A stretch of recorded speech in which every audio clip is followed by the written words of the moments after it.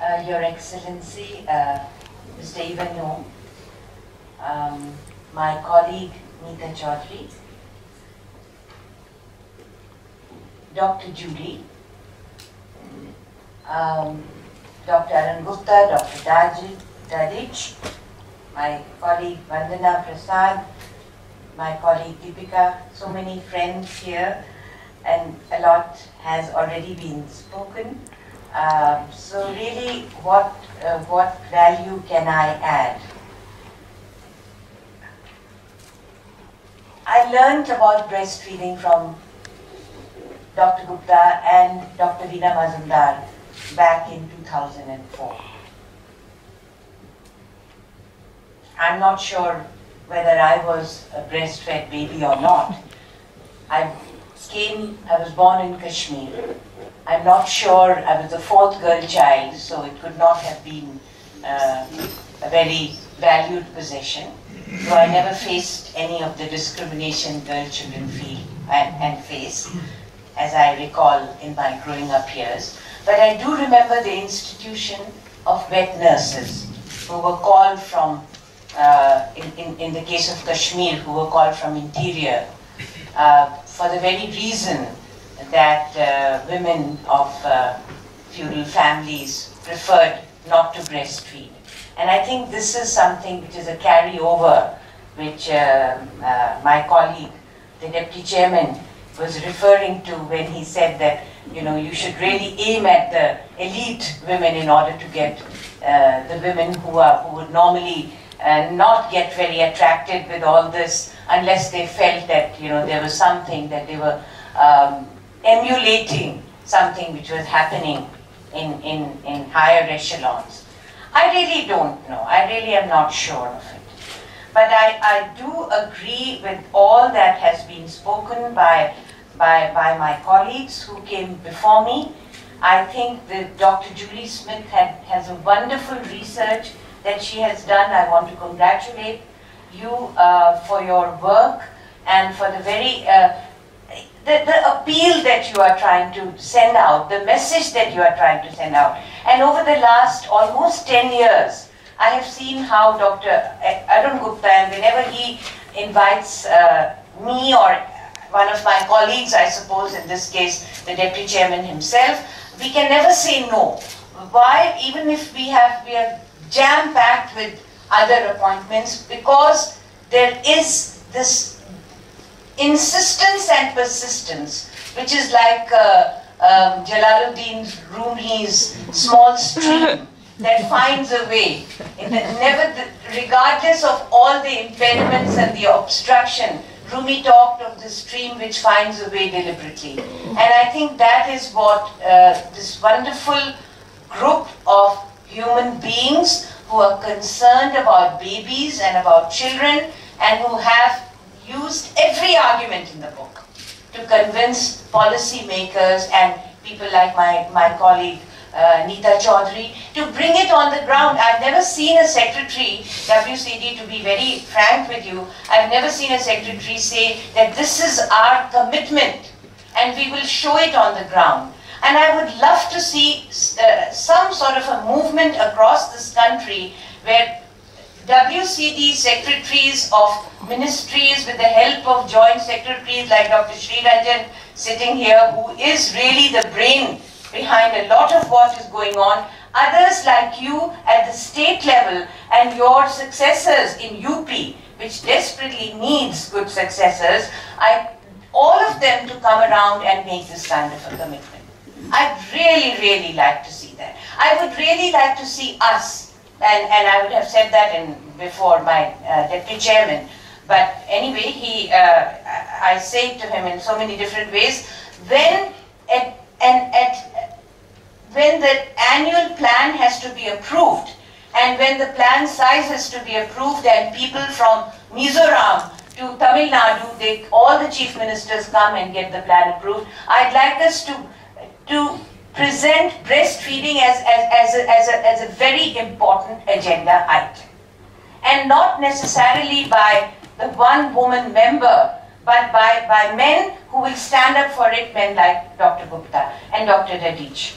I really would want for that day, and I think here is our ambassador of Norway, who has given us an example of a country which has just, I mean, it's head and shoulders above the rest of the world because of the political commitment and, as you said, sir, the commitment of civil society groups who just decided this is how they are going to do it, and they really went for it.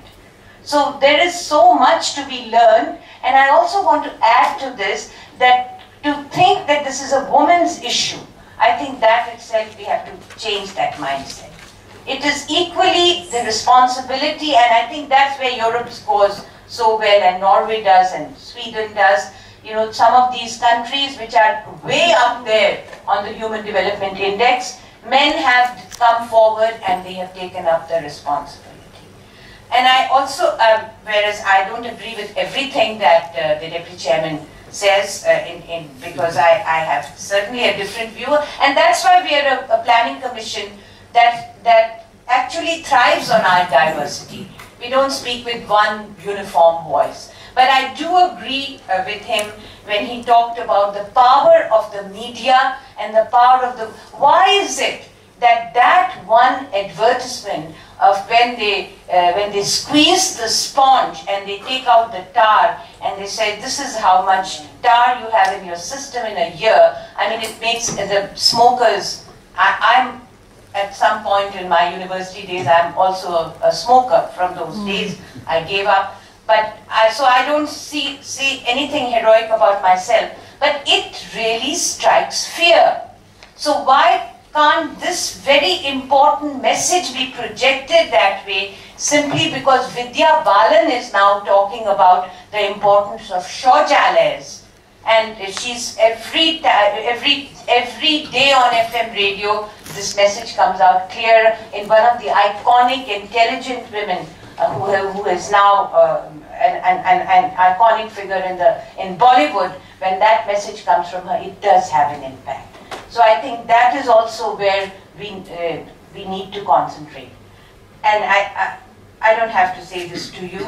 I think you all know it. Dr. Gupta knows it very well, because it is because of his persistence and insistence and his convincing that people like me and my colleagues, Shri Ranjan and Deepika and Neeta Chaudhary came later on the scene, but with the same commitment, we were able to slowly bring it into the plan. It was very difficult to bring it into the plan, but now it is embedded in the plan. Having created a roadmap, I say this very seriously. We have given a roadmap to this country. The country has signed on to it. Every single state has signed on. And if we have embedded it in the plan, and if the Secretary WCD from a public platform says it's a very important issue, there is no reason why that civil society, which is so active in Norway, and that civil society which is reflected in the work of IFFAN and BPNI and all the partner organizations, cannot prevail upon the states to make it happen, to honor their commitment. I think that is really the key. Do you really honor? Do you really protect? Do you really care about those kids? Do you really care about the children? Is there a way that you can get over that that prejudice of colostrum being some kind of a zehar that should not be fed to the child is there some way that it can be done? Human ingenuity is such that you have developed a tool. And this is the last thing I'll say, that tool that was shown to us, I think it's a very important thing, because I have realized, I didn't know this before, I came into this subject really quite blank about it. But I realized that it's only when you begin to value and you start using these tools that you actually make a difference.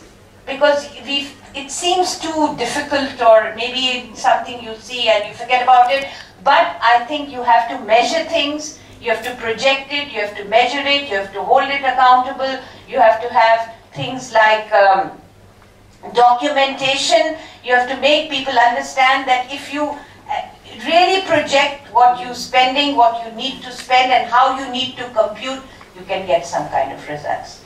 So I think this has to, like the results framework document, which is something which has been evolved at the cabinet level to get results across the sector. I'm just saying this rather technical thing. Some of you know about the results frame document, some of you don't. But it was a tool that was developed by Prajapati Trivedi to be able to hold secretaries of various ministries accountable for the plan that they make. So hold them accountable. So there is a tool. So here is a tool. So I think that it's also very important for people to understand, and somehow it has to be embedded. And we have a 2014 election coming up. We have a very important election in this country, which I think that all attention is being riveted on it. There can be, election doesn't always have to be on issues which are, you know, the old issues which are simply recycled election after election. Maybe there can be something different. Maybe there is a new party which could be made to understand that this is something which could affect, after all it is to do with future, it's to do with children.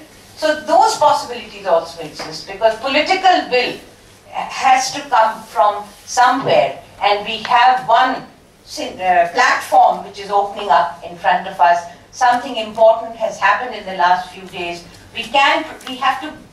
Let's live within the fact that we have, the politics is something which is quickly changing. So why can't we also change our methods of reaching the unreached and reaching those who we need to convince through different ways and different tools. So I think, I mean, that's all I really wanted to share. And we have